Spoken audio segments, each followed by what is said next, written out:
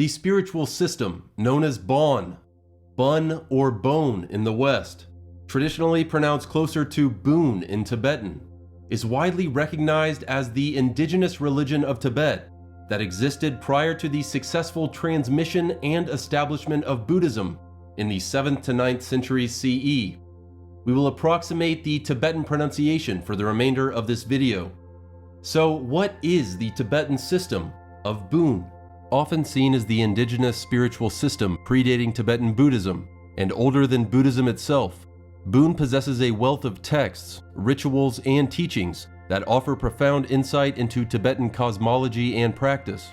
The Bön tradition is one of Tibet's most ancient and enduring spiritual legacies, intricately woven into the very fabric of Tibetan culture and religious life.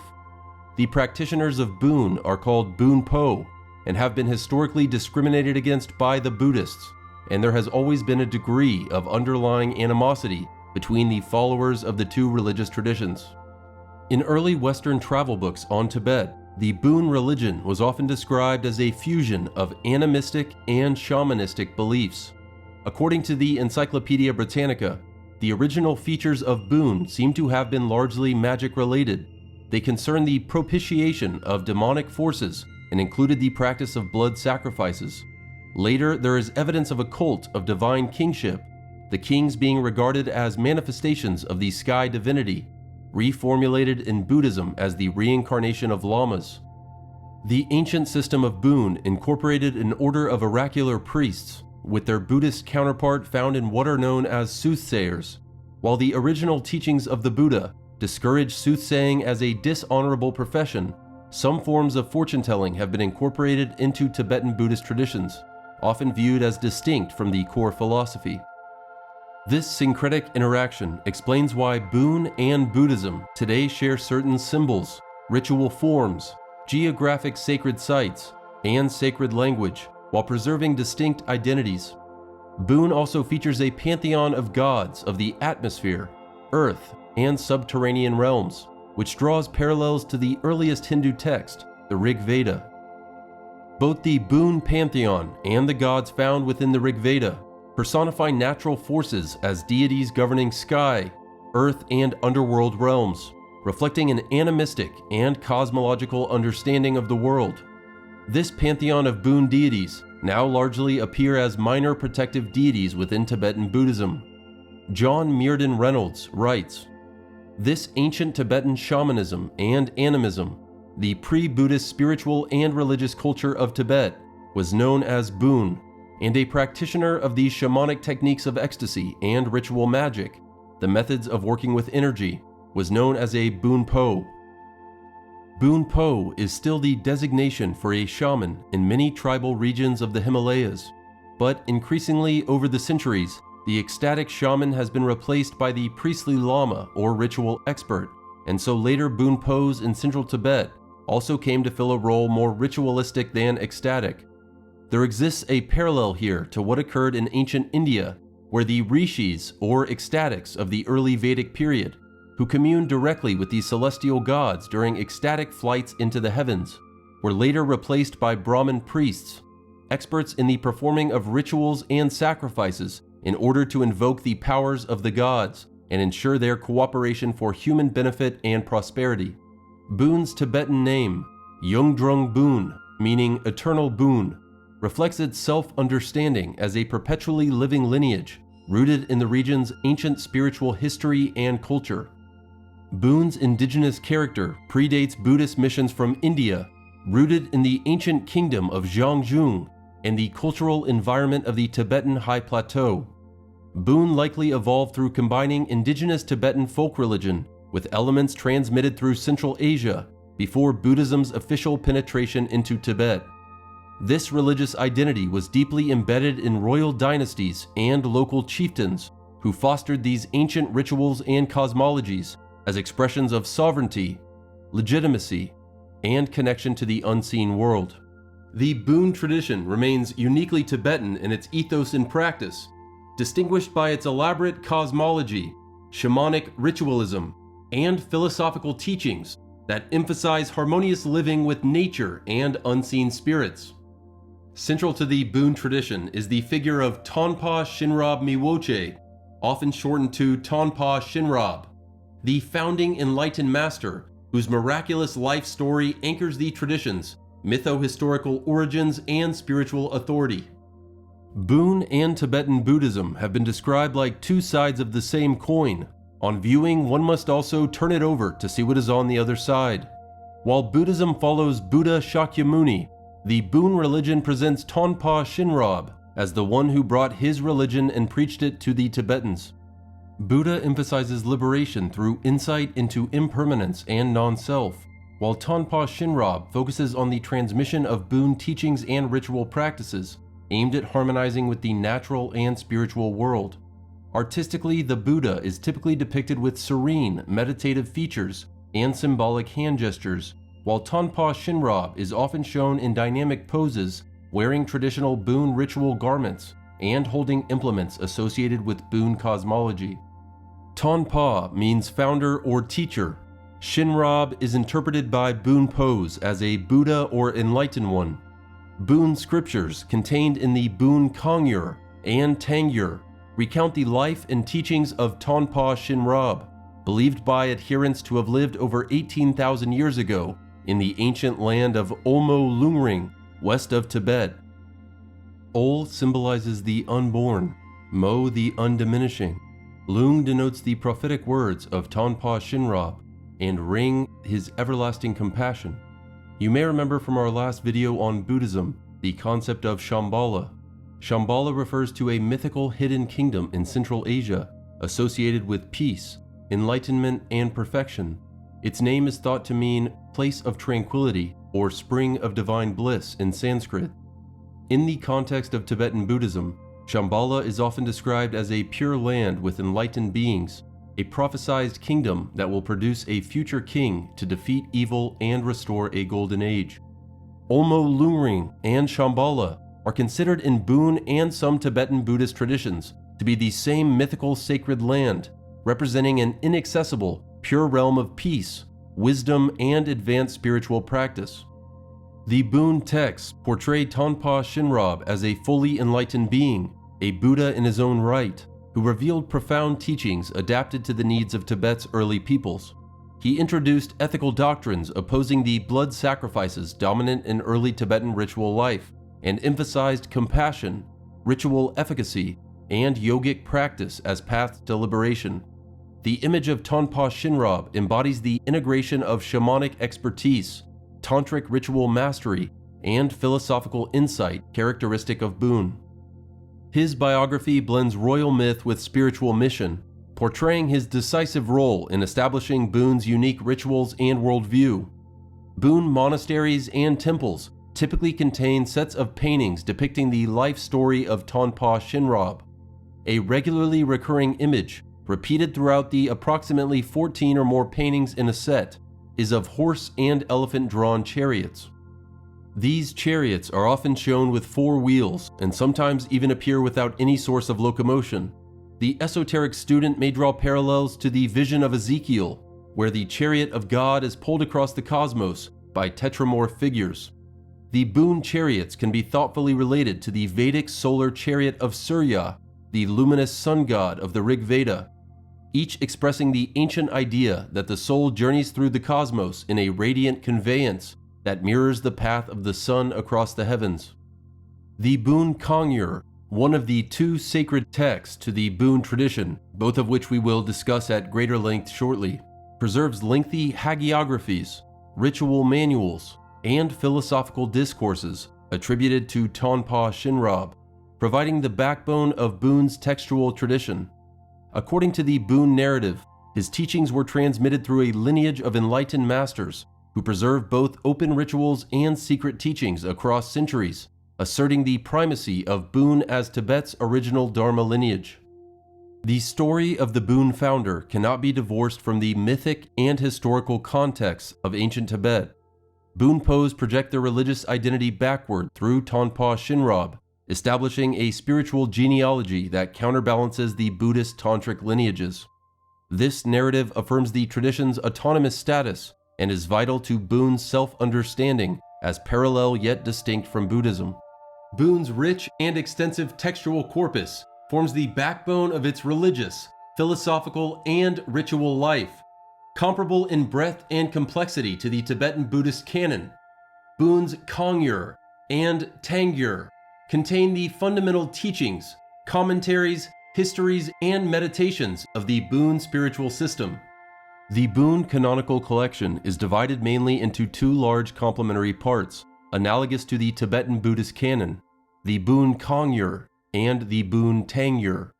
The Bön Kangyur, mentioned briefly a moment ago, consists of 179 volumes containing teachings attributed directly to Tonpa Shenrab, the legendary founder of Bön, as well as other foundational scriptures and ritual texts.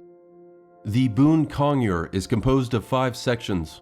First, the Sutra section, known as the Do-Day, comprising volumes 1 through 74. Second, the Commentary section, known as the Bön-Day, comprising volumes 75 through 144. Third, the Mantra or Tantra section, known as Nyakde, comprising volumes 145 through 170.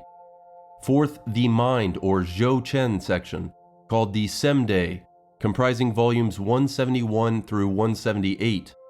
And lastly, the 5th section and the final volume, containing the lineage of the teachings, called the Gyud-Rim. This is volume 179. The Sutra section, or Do-Day, includes discourses framed within a sutra style, recalling Indian Buddhist sutras, but featuring Bön cosmology and deities. The Bön-Day section addresses scriptural commentaries and teachings that systematize doctrine and ritual practice. The Mantra or Tantra section, called Nyakde, comprises esoteric ritual manuals, deity yoga instructions, and tantric liturgy unique to Bön. The Mind section contains the Zhou-Chen, or Great Perfection teachings, exclusive to Bön practice, emphasizing the primordial nature of mind and intrinsic awareness beyond conceptual elaboration. The final volume, the Gyud-Rim, enumerates the lineage transmissions fundamental for validating Bön's scholastic and meditation lineages. Accompanying the Kangyur is the Bön Tengyur, a vast collection of commentarial texts, treatises, ritual instructions, and biographies of masters that elaborate on and contextualize the Kangyur's teachings. These volumes include philosophical expositions, ethical treatises, and advanced meditation manuals, crucial for Bön's scholastic curricula and ritual training. Scholarly consensus seems to point to the fact that the creation of the Bön scriptures date to later than the Tibetan Buddhist canon, and the Bön writings were compiled in the 9th and 10th centuries and consolidated primarily during the 14th and 15th centuries, reflecting the adaptation of Bön into a more standardized monastic and scholastic framework to survive pressures from Buddhism and political changes. Some scholars go so far as to say it's not at all clear that there was a religion in Tibet called Bön before the 11th century. However, the Bönpo believe that Tonpa Shenrab propagated his doctrine more than 6,500 years before the Indian Buddhism came to Tibet in the 7th century, and his teachings have strongly influenced the development of Tibetan Buddhism over the centuries. The Bön Kangyur and Tengyur stand as evidence of Bön's efforts to codify their vast oral and manuscript tradition into an authoritative religious canon. The Bön scriptures offer proper conduct and practice as a methodical cure against all obscurations, whether these are physical, emotional, intellectual, or spiritual. The scriptures explain how through his wisdom, Tonpa Shenrab observed the obscurations and sufferings of this world, and how he chose to be reborn on earth in order to help all sentient beings. His primary teaching on enlightenment focuses on using skillful means to liberate the suffering of all beings, and thus all these scriptures encompass instructions concerning the ways to achieve this purpose. Tonpa Shenrab taught that enlightenment is possible for all because the basic nature of Buddhahood, the Buddha nature, is present within all sentient beings. As the darkness fades away with the light of the sun, in the same way, the obscurations of mind dissolve when the clear awareness called Rigpa is realized.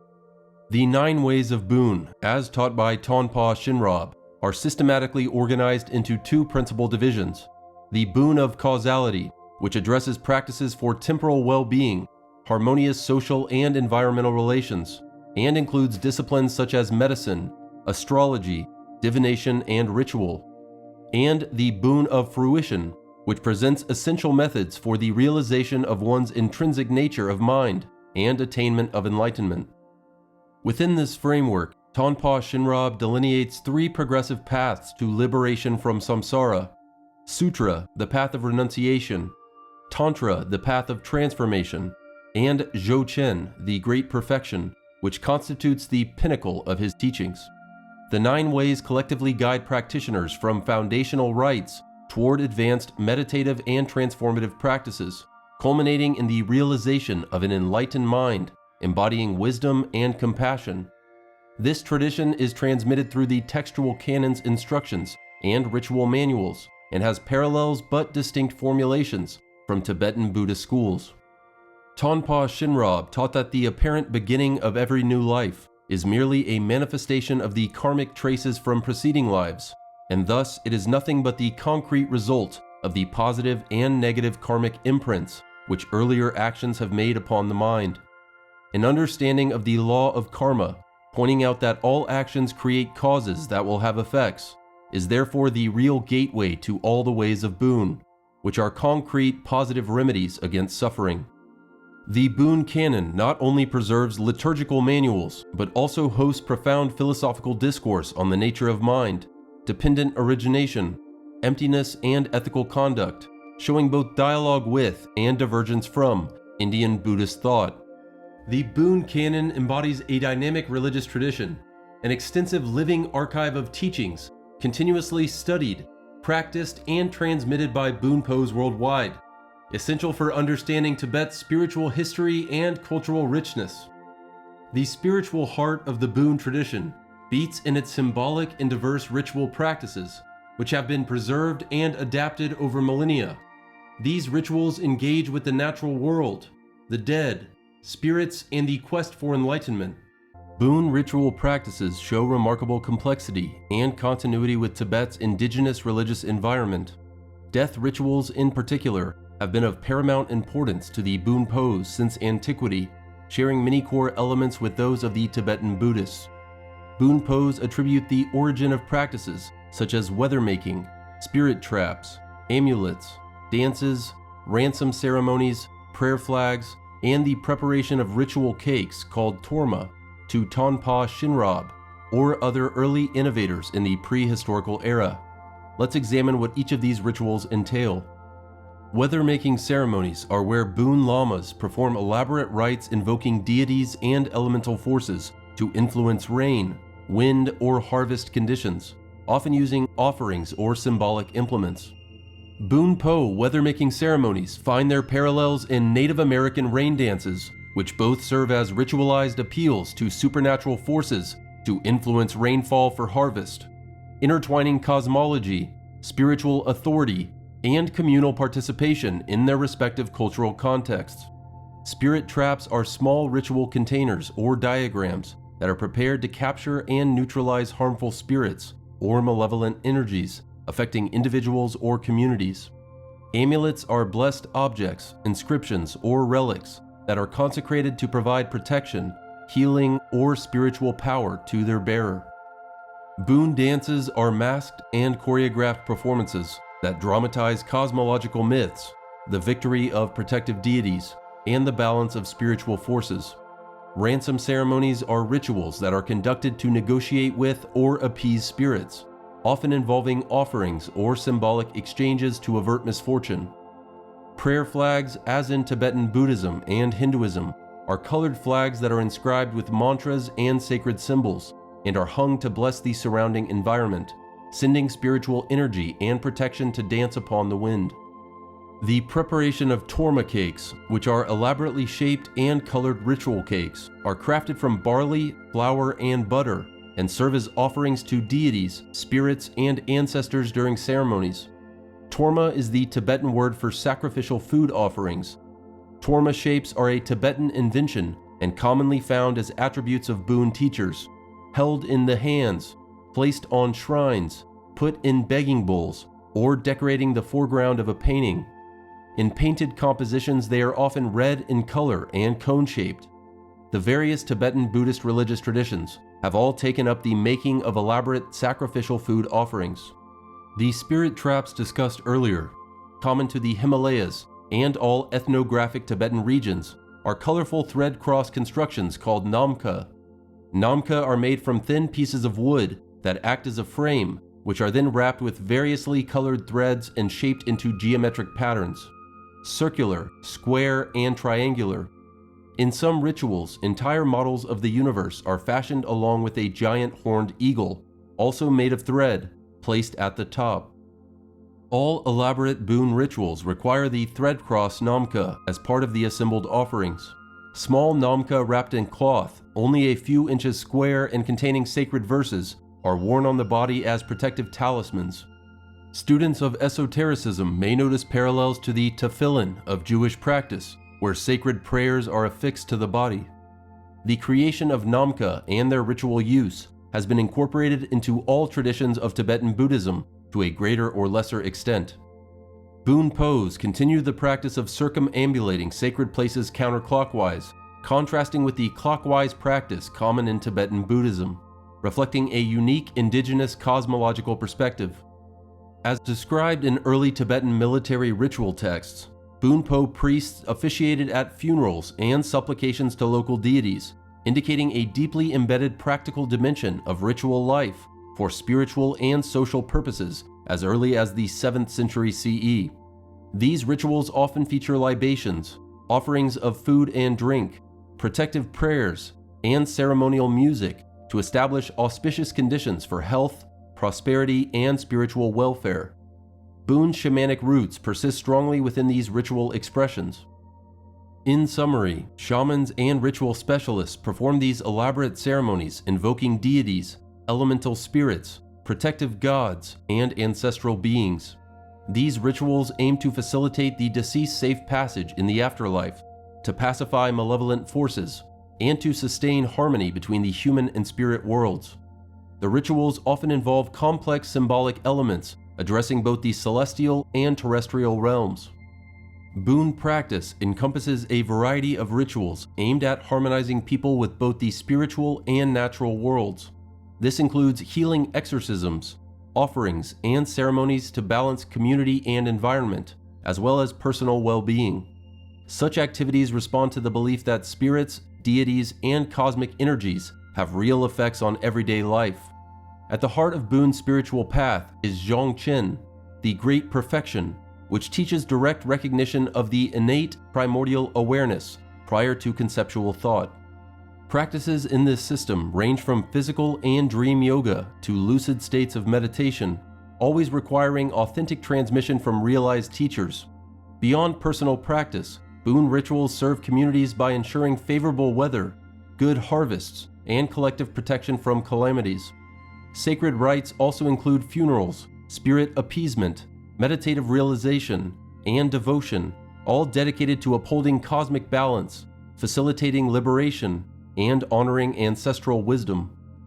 From funerary rites ensuring safe passage for the dead, to mastering the great perfection that reveals the nature of mind itself, Bön's ritual and spiritual practice form a living, vibrant tradition that is central to Tibet's religious landscape.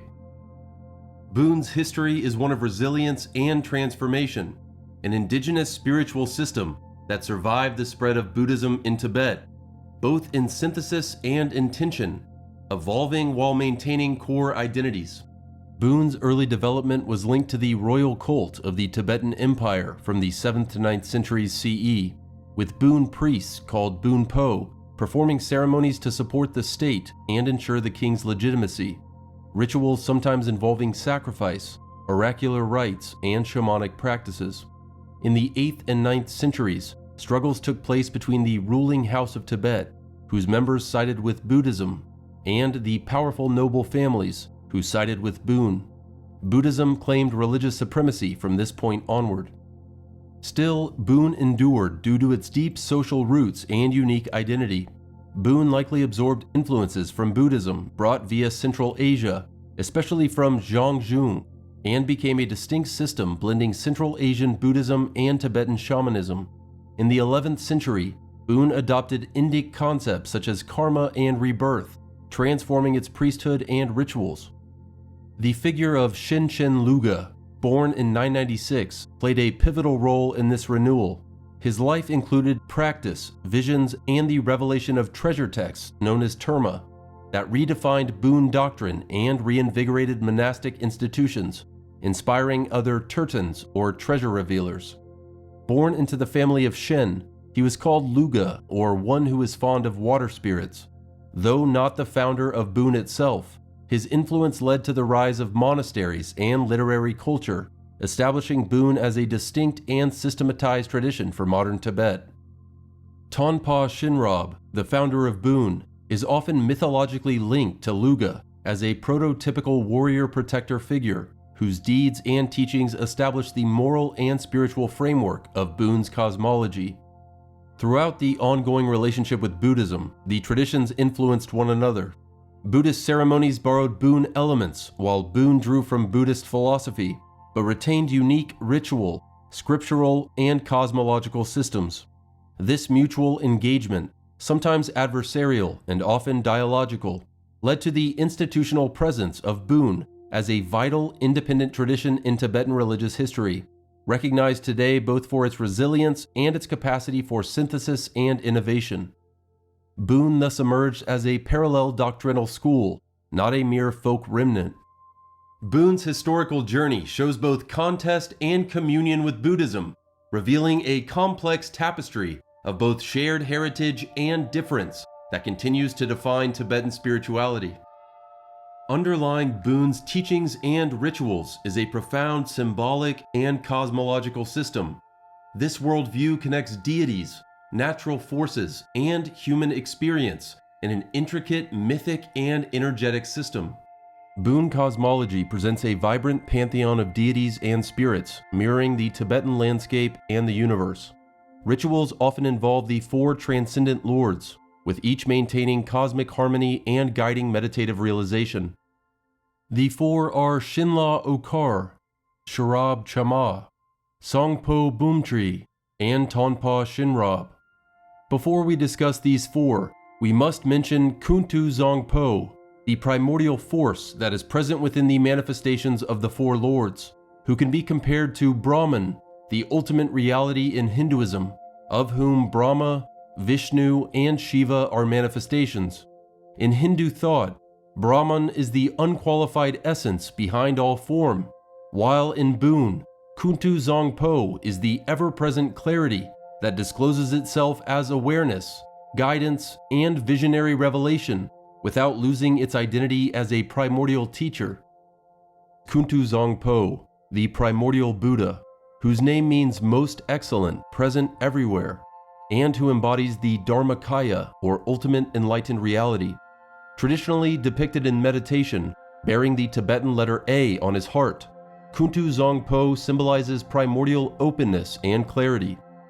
Kuntu Zongpo's depiction with the letter A on his heart parallels the Tetragrammaton and the Hebrew letter Yud as a symbolic seed of primordial consciousness, representing the generative principle at the core of divine manifestation. Kuntu Zongpo has a female aspect called Kuntu Zongmo, which together pervade all reality.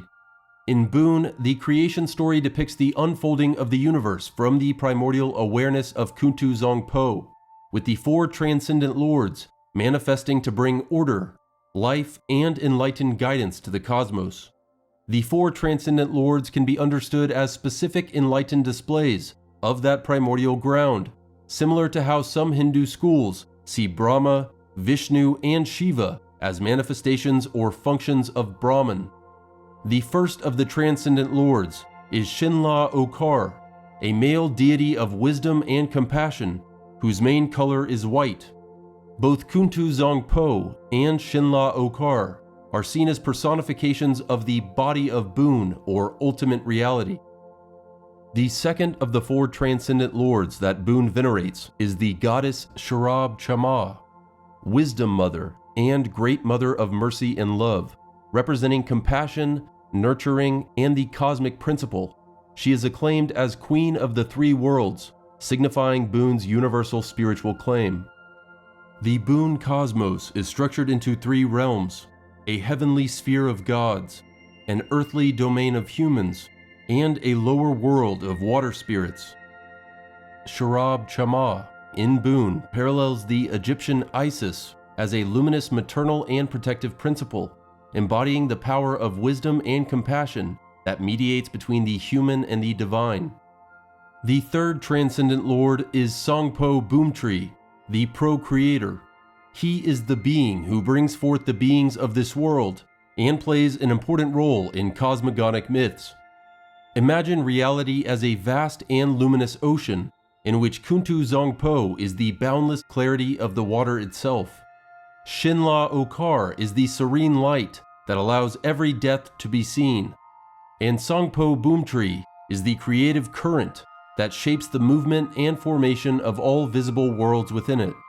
The fourth and final is a familiar name, Tonpa Shenrab, the historical founder of Bön, who presents the ethical, ritual, and philosophical teachings that structure the tradition and link human practice to the transcendent truths exemplified by the enlightened lords. Bön deities may display peaceful or wrathful forms, similar to those in Tibetan Buddhism. A defining Bön symbol is the left-facing swastika or Yungdrung, meaning eternal or indestructible. This symbol, predating Buddhism's arrival in Tibet, represents timeless truth and cosmic order. Its use in ritual art, architecture, and thangkas marks Bön's distinctive visual identity. The Yungdrung symbol in Bön occupies a similar place as the Vajra in Tibetan or Vajrayana Buddhism, symbolizing indestructibility and eternity. The elemental energies of earth, water, fire, air, and space are central to Bön's rituals, invoked to balance nature and human life. Bön's cosmology also includes the concept of the five sciences, each represented by a god. These five sciences are art, language, medicine, cosmos, and consciousness.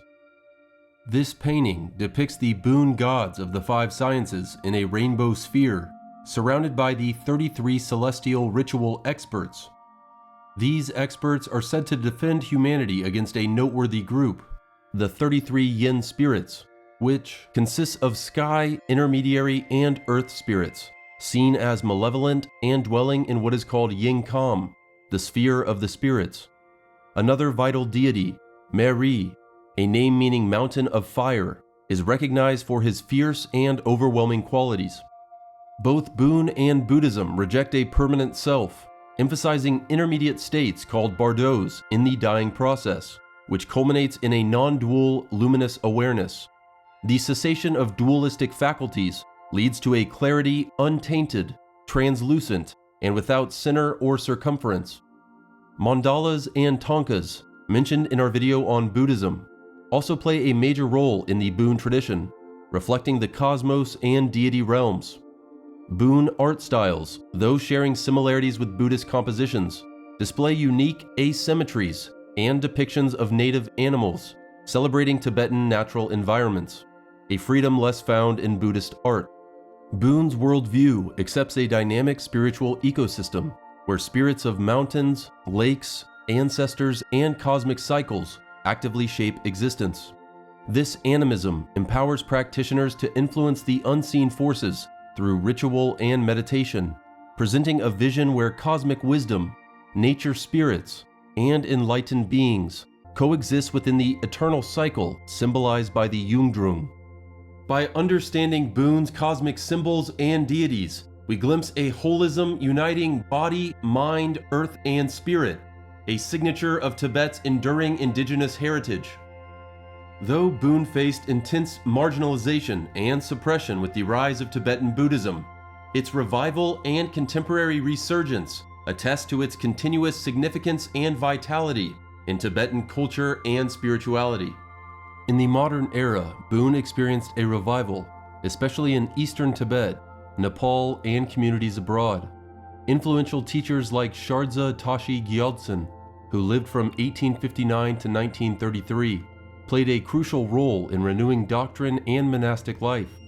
Shardza Tashi Gyaltsen has been called by some scholars the Bön religion's most renowned and influential luminary of the 19th and 20th centuries, who authored extensive teachings and helped invigorate institutions such as Minri Monastery and the New Bön treasure traditions. Shardza Tashi Gyaltsen also engaged with Buddhist lamas from the non-sectarian Rime movement, which fostered collaboration and recognition across traditions. Before the Chinese occupation, Bön had more than 300 monasteries, offering comprehensive education and maintaining continuous ritual lineages, rivaling those of Tibetan Buddhism. Today, Bön thrives through institutions in exile, preservation societies, and international organizations such as the Buddhist Digital Resource Center and League Mincha International, which promote textual study, translation, and global teaching networks. The 14th Dalai Lama regards Yungdrung Bön as the 5th Tibetan tradition, along with the 4 Buddhist traditions. His Holiness has emphasized the importance of preserving Bön as the indigenous source of the Tibetan culture and acknowledged its major role in shaping Tibet's unique identity, as well as providing the present generation a strong legacy of education and training in philosophy, monastic discipline, ritual, and meditation. Moreover, Bön remains vibrant in ritual practice, meditation, and cultural expression within Tibetan communities, including offerings, chom dances, and funeral rites that date back millennia. Contemporary Bön teachers continue to disseminate Bön teachings worldwide, focusing on healing, dream yoga, and Dzogchen meditation, demonstrating the tradition's adaptability and reverence in the modern spiritual landscape. Academic and popular interest in Bön has grown substantially in the last decades, fueled by Western scholarship and Tibetan cultural renaissance movements.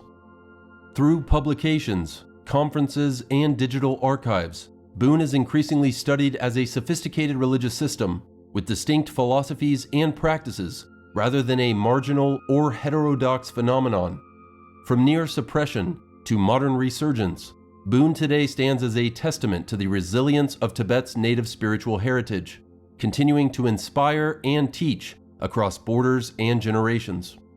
In our next video, we move from the snowy peaks of Tibet's Bön tradition to the serene philosophy of Jainism, tracing how both paths seek liberation through reverence for life, discipline of mind, and the purification of consciousness. Jainism is an ancient Indian tradition whose emphasis on non-violence, rigorous ethical discipline, and philosophical depth open new avenues in Asian religious thought. Jainism upholds the principle of ahimsa, or absolute non-violence, as its highest moral law, extending compassion not only to humans but to every living being.